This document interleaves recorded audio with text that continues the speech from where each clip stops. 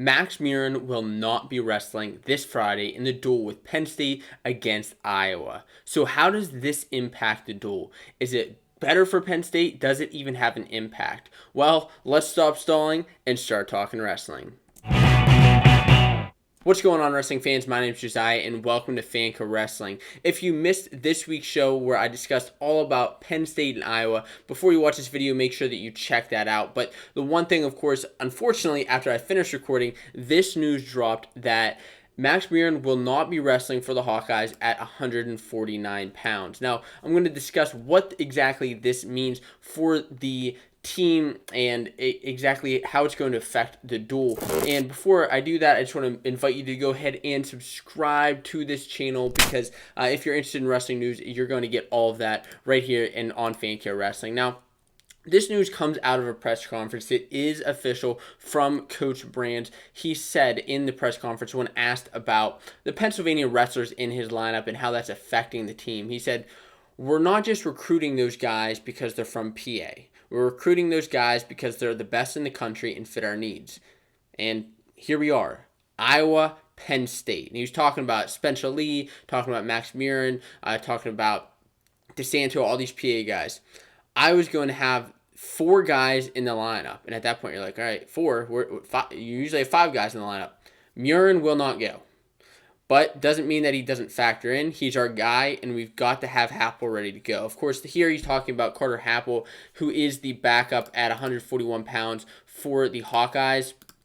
And the reason that he's kind of mentioning this is because, he's out.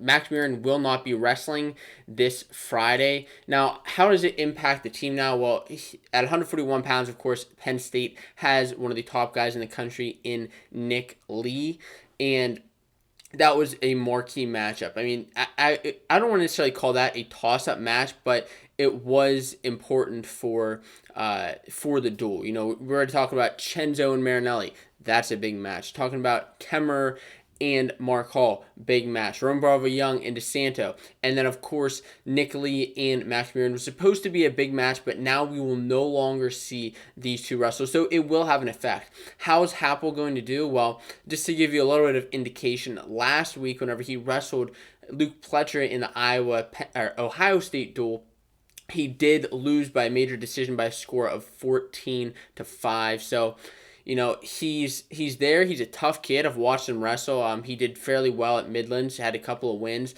whereas, you know, Max Murin was the Midlands champion.